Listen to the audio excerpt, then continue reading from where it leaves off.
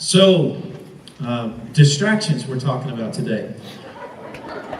Literally, when I got up to preach in the early service, a wasp flew all the way down the aisle and right by my head and up in front of the screen.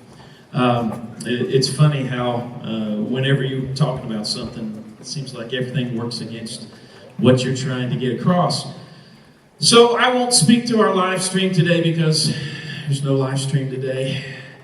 But I'm so glad to see you guys. I can't see them anyway, you know. So it's good to see y'all. It's good crowd today. We're just a couple of weeks away from the most holy day of the year, in my opinion, the day that we celebrate the resurrection of our Lord Jesus. And it is just a celebration that really means everything. That's where our hope is. Our faith is in that resurrection. And so it is the victory that we have over death. And so as we go into these next couple of weeks, especially starting next Sunday, and you go out throughout that week, I hope that you will be thinking about what Jesus was going through that whole week, starting next Sunday as he triumphantly entered Jerusalem, and everybody was waving palm branches and laying their coats in the road as he came in and proclaiming, blessed is he who comes in the name of Hosanna in the highest.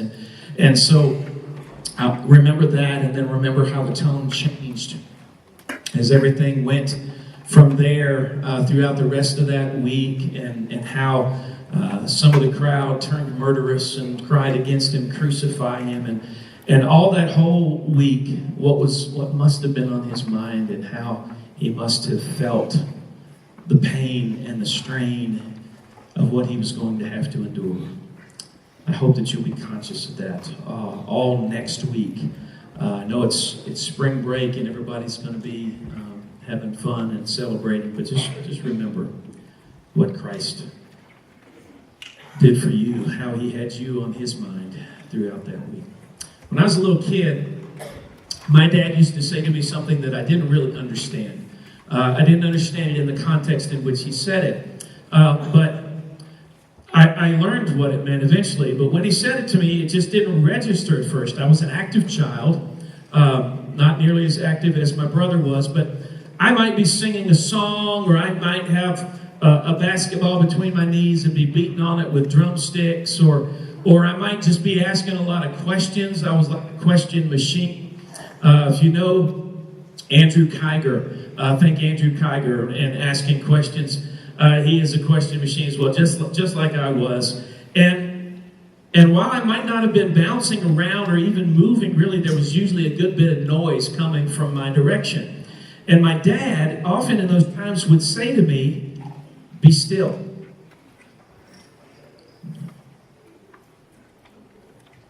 I'm still? I'm not moving anywhere. Maybe you meant to say, "Be quiet." That didn't go over well. But I learned the context. I didn't really understand "be still" in the context of noise. I learned. And be still meant all of it. No more moving, no more talking, no more beating and banging, no more noise, no more questions. And whenever I would get to spend time with my grandma, which wasn't very often, she lived up in Hartford, Connecticut. And so on the rare occasion that we got to be around my grandma, I learned where my dad learned to say, "Be still."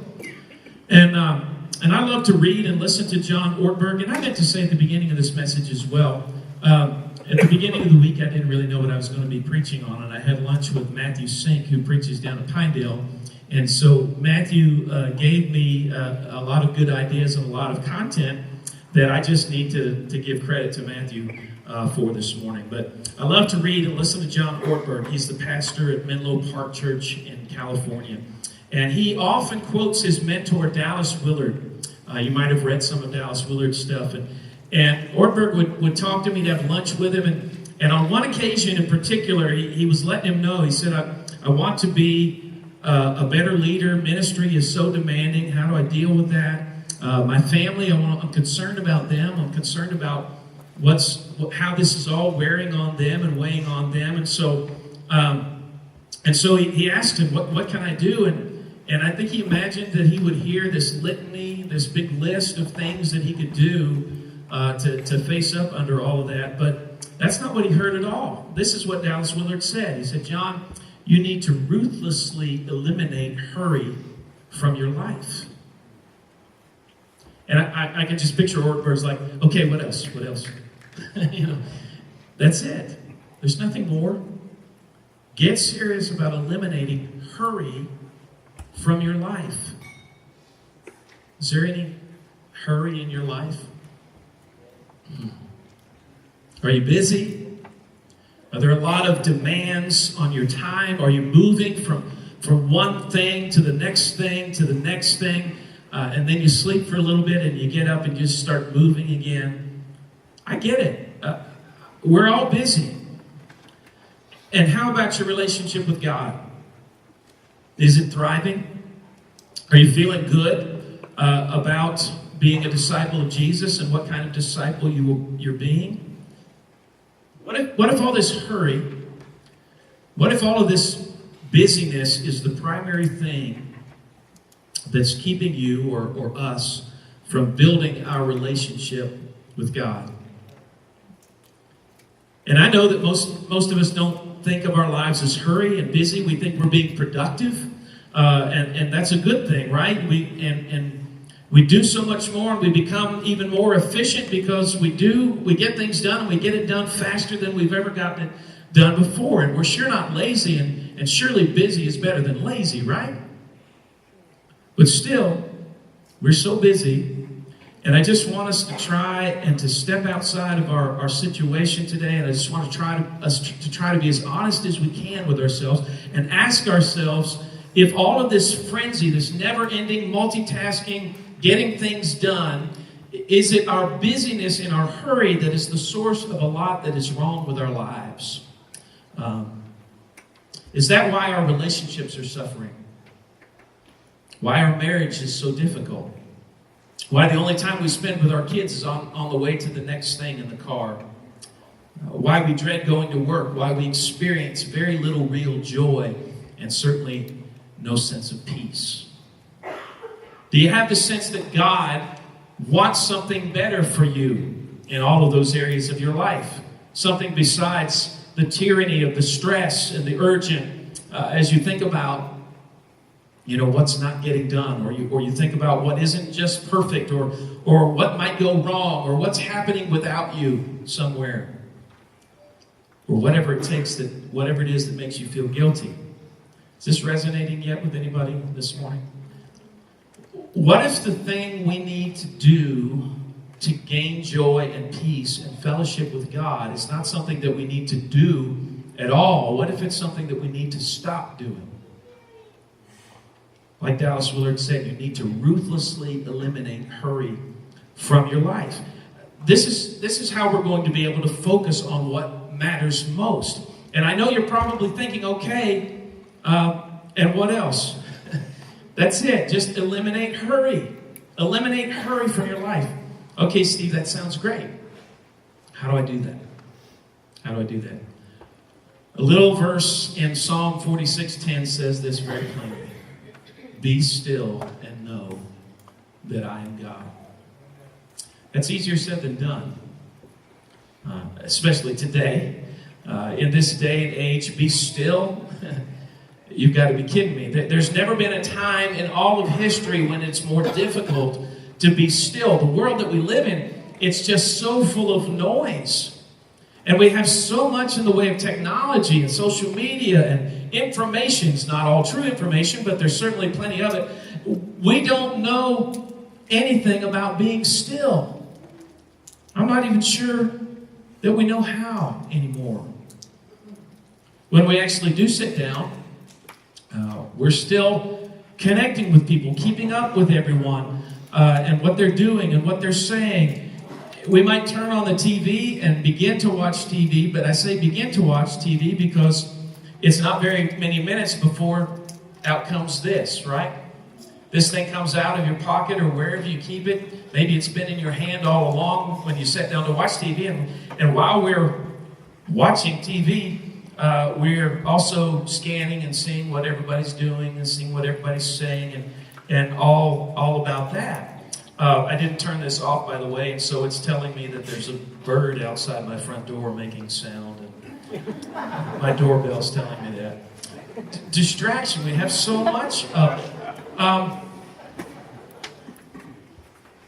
And we're checking Facebook, we're checking Instagram or Snapchat or whatever it is that's the most popular with your age group. I don't even know. I can't keep up anymore. There's always some kind of noise. And now that I understand stillness in relationship to noise, I have to wonder, do we even have the ability to be still anymore? We've always got these things, and we're checking in.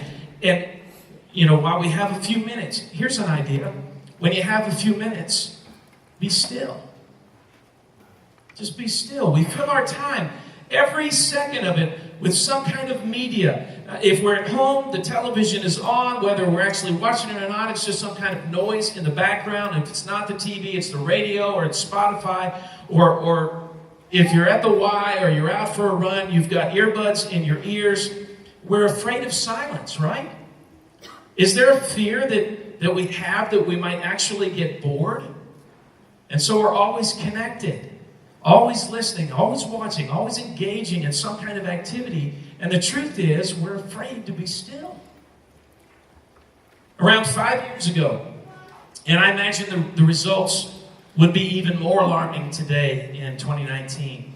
But about 5 years ago, at UVA in Charlottesville, researchers left subjects alone in a room.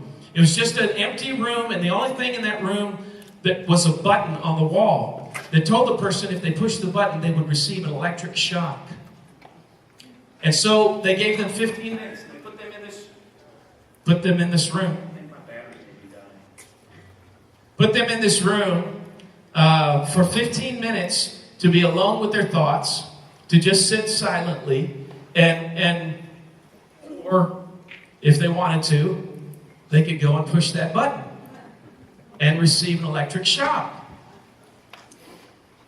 67% of the men and 25% of the women chose to push the button and to shock themselves instead of just sitting quietly, spending time in a room with their thoughts.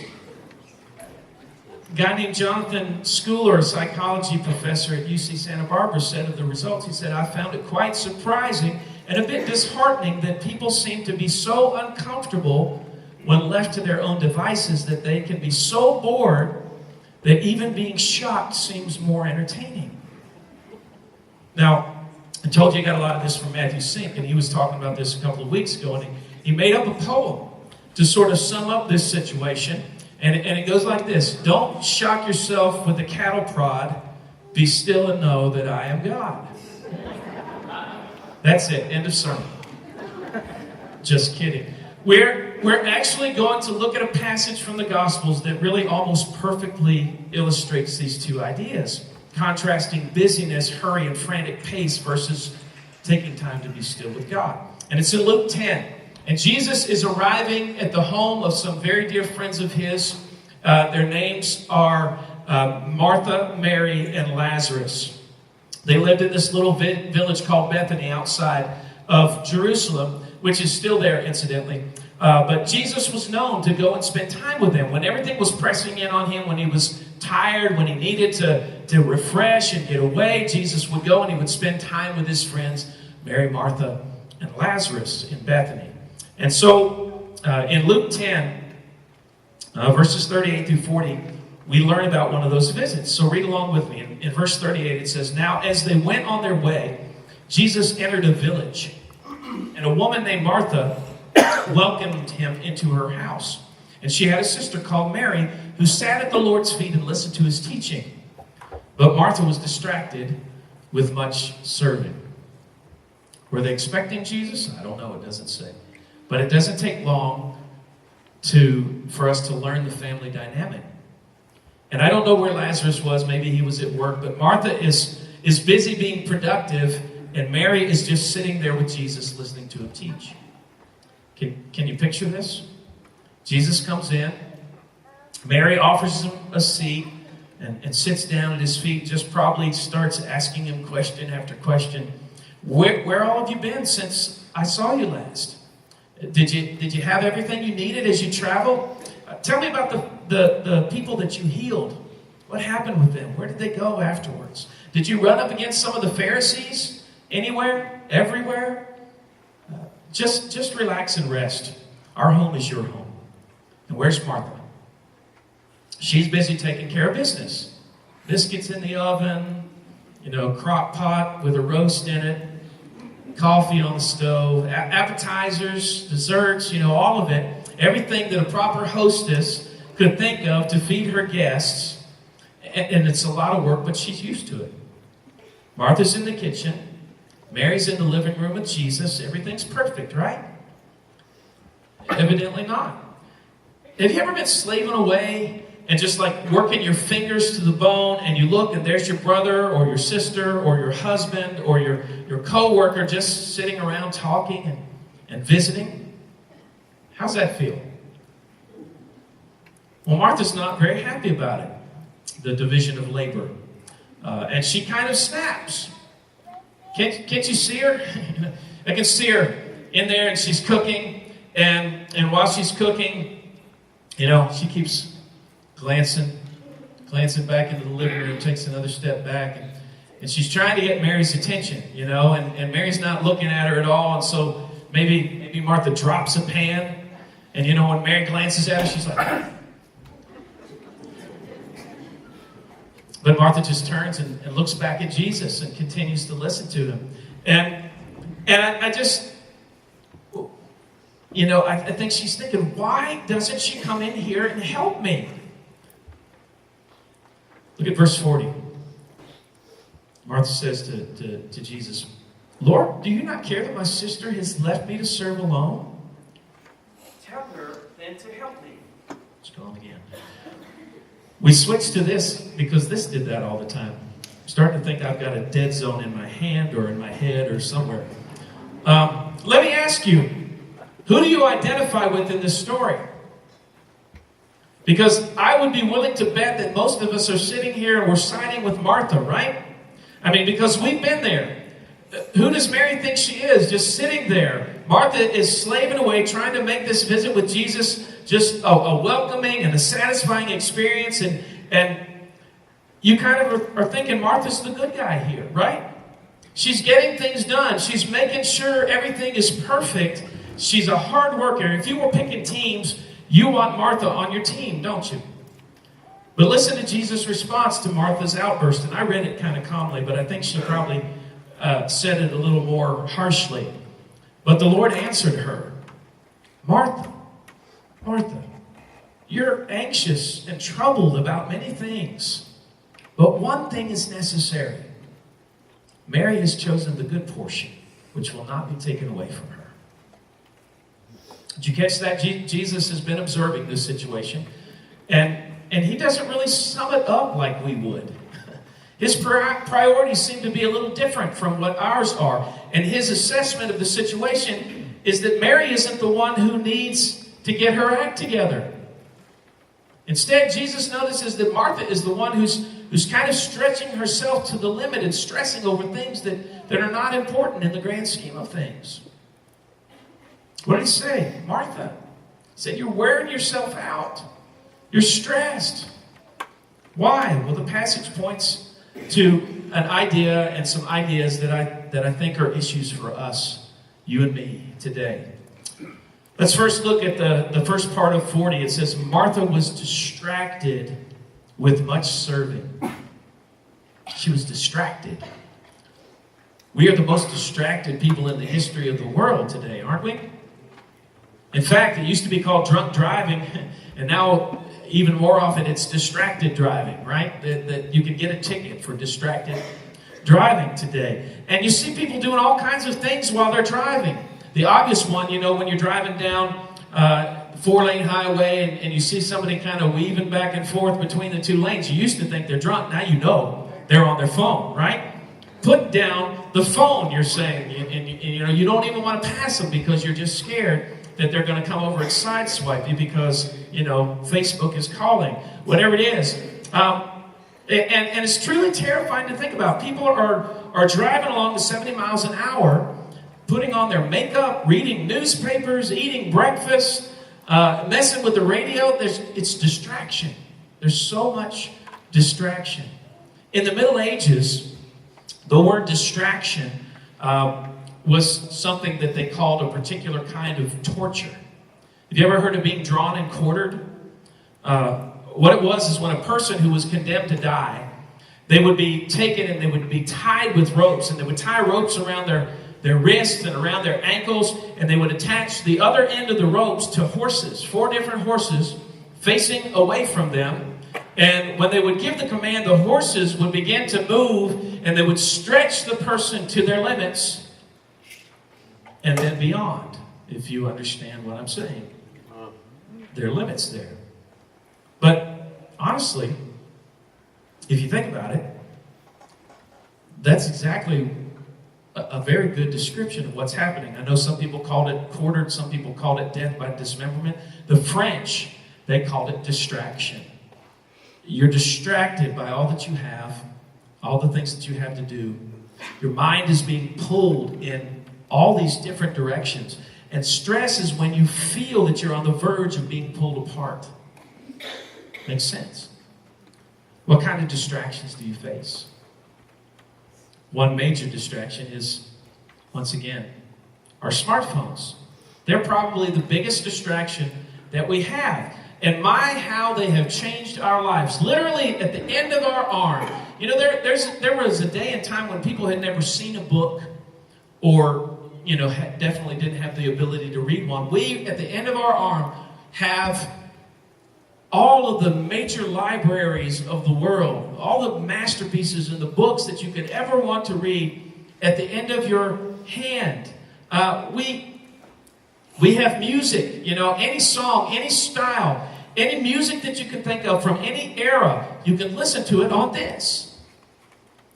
There are people you haven't been together with in a long time, and not only can you talk to them, you can see them while you talk to them on this device right here in my hand. If you don't live near your grandkids, you can FaceTime or you can Skype with them every night before they go to bed. This thing can tell me where I am on the earth, and it can even access a satellite image of the place where I am. Who needs a map anymore? Matthew Sink, when he was talking about this, he said, his wife used to always say to him, Matthew, would you stop and ask directions, because God only knows where we are. Well, now Siri knows where we are too, and she can help us get where we're going. It's not just God anymore that knows where we are. You want pizza or you want some kind of food delivery? You can order it right here on this phone. Every now and then, my phone, coupled with my watch, will tell me what my heart rate is. My phone is concerned about me. And whatever it is, you're concerned about where your kids are. You can spy on your kids with this thing. There's an app for that. If I think that I'm actually becoming too dependent on this phone, I can look at this phone, and this phone will tell me that I am spending too much time looking at this phone. There's an app for that too. Screen time app. It'll tell me. And you don't even want to know what my average screen time is like, and I probably don't want to know what yours is. In fact, some of you, I was going to say this, see, this messed me up. I was going to say some of you are watching this message right now on your phone, and you're in the room with us, because that happens every week. I can look and say, I know they're here. Why are they watching what's going on now? And I know why, but I think it's funny. I just think that's funny. All of this is like magic, though. It comes at a price. Just go and look when you're out eating dinner, or maybe even in your own home eating dinner, or sitting around the room with all the people that you love, and at every table or in every seat, someone is glued to their phone. Go to a concert and look around. People paid really good money to get into this concert. They paid a real price, and they paid to see a band that they love, and you know what they're concerned about? They've got the phone up here, and they're trying, the concert's right there, but they're looking at their phone trying to get just the best quality video that they can, and they're not even experiencing what's taking place right in front of their eyes except through the screen on this phone. But it's not just social media. It's not just entertainment and photography and videography. But a great percentage of our job can be done on this phone. And oh, by the way, it's a phone. It really is monumental, a monumental shift in our entire culture that is represented in this one device. But an MIT, and listen to this, an MIT researcher named Sherry Turkle, she found that there is more really to our ever-increasing attachment to technology. Evidently, all of this stimulates some kind of satisfaction of some kind of need and longing that each of us as human beings has. We want to be known, we want to be heard, and we want to feel and make a connection. And so we sort of think that we're finding it in this. And I think it's the same way with all the busyness and the hurry that fills our lives, and we have this desire for connection, so we work harder and we move faster and we get recognition and accolades that make us feel like we're more valuable. And we're back to this word distraction, and that's really all it is. The more distracted we are, the more directions that we're being pulled, we actually feel more and more disconnected. So back to Martha. Remember a couple of minutes ago, we were all identifying with and sympathizing with Martha because we relate to her. We understand Martha. Here, she has Jesus, the Messiah, and their dear friend coming to dinner. And you want to talk about pressure to have everything be just perfect. This is what she does. She serves. Dr. Chapman would say that's her love language. This is her way of trying to connect with Jesus. We would all say and think she's doing all that she can, and she's making a valiant effort, but she's not connecting. She's checking all of her boxes. She's knocking out her to-do list, but she doesn't realize what is most important. In order for us to make real connection, there has to be time given. There has to be attention. There has to be intimacy. And I think we can learn a lesson from Martha's situation here because so many of us are like Martha.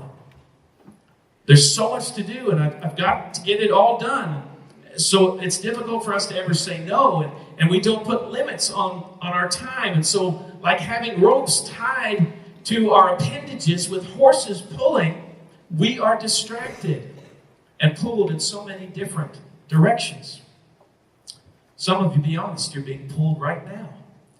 You can't focus on this message because of all the demands for your time today. I have to get the kids from the preschool area soon because we're meeting so-and-so for lunch at 12:30. We've got plans this afternoon and tonight, I have to make snacks for the kids' practice tomorrow evening, and I have a meeting at work tomorrow, and then we're having people over to watch the NCAA championships tomorrow night. There's food to prepare, or at least to order. The house needs to be cleaned, the grass needs to be mowed, and everything needs to be just right. Right now, you're fighting the urge to look at your phone because you have messages that you want to see how many people liked or commented on your Facebook post this morning, and you need to look and see that the world hasn't come to an end. It's that urgent for you, right? It's that pressing on your mind. This phone represents your connection, where people know you and they hear your voice and they hear you read your thoughts and they identify with your sense of humor. It's your connection to the world, but it's not a real connection. You're too busy and you're too engrossed in all of the distractions, and it creates this stress and this strain and this tension in our lives. And we need to look again and read what Jesus' words to Martha in verse 41. The Lord answered her, Martha, Martha, you're anxious and troubled about many things. Anxious and troubled. Can you think of two better words that describe our society and our world today? Our lives are full, but they're full of the wrong things. We're never satisfied. We're not happy. There's this restlessness and seeking after something more, and it just leaves us exhausted and stressed out. And so it reminded me of what we were talking about last week. We were talking about how Jesus talked about the children, and he said, unless you become like one of these little ones, you cannot enter the kingdom of heaven. And I don't know how accurate it is, but it comes from Psychology Today, so you be the judge. But it says that children under 3 years old laugh at least 40 times a day. And then it turns around and says that adults over 40 years old laugh around 3 times a day. It sounds crazy, but think about it. What in the world is a toddler got to worry about? Someone is always going around after them or before them, and they're meeting all their needs. They might race around and go as fast as they can, but they have nowhere to be. They're racing around pretending to be a race car or an airplane or something like that. They laugh and they laugh because they don't have a care in the world. And all of their needs are provided for. And they trust us to take care of them. And that is what God wants us to do with Him. Don't worry about all these things. I'm going to provide what you need. Come and sit down with me. Just be still with me for a little while. I'm going to take care of everything. This right here, spending time with me, getting to know and love and trust in me. God says, that's the good portion that won't be taken away. Be still and know Him. He is God. You can trust Him. You can know that He loves you unconditionally. But we forget that all the time, I think, because we're so busy and we're in such a hurry. And I know it sounds like an Andy Griffith episode. That was a really good Andy Griffith episode, though. And so we need to sometimes pay attention to that. There was a lot of truth in that. We're so stretched to our limits that we forget that God loves us and He will take care of us.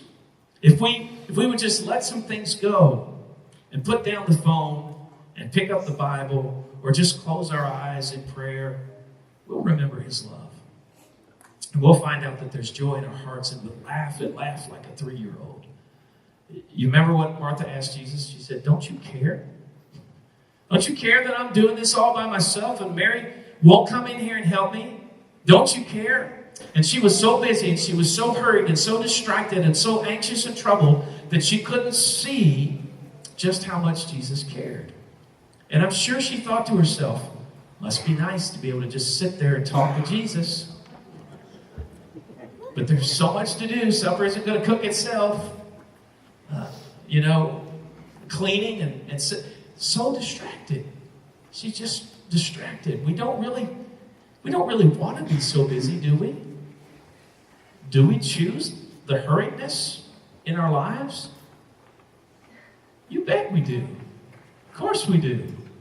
We have a choice. Yes, I know all the pressing things in our lives. Your phone keeps calling to you.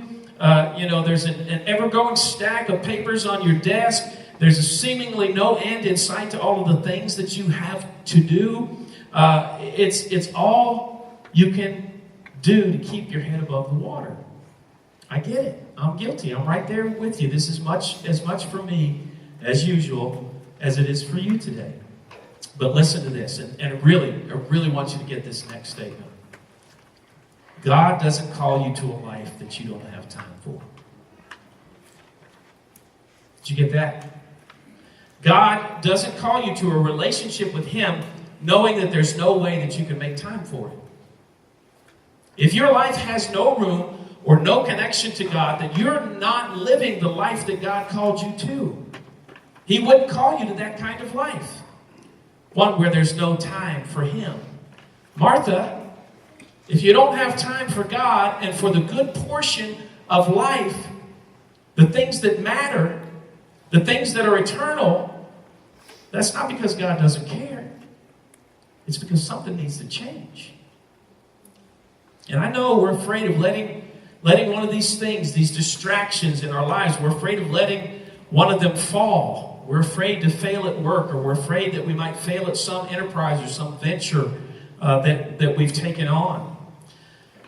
And when what we should be the most afraid of is not any of those things at all. We just got done with a study by Francis Chan on Wednesday nights, and it was a book called Letters to the Church, and I want you to listen to this quote from Francis Chan. It fits right in with that study. It says, "Our greatest fear should not be of failure, but of succeeding at things in life that don't matter."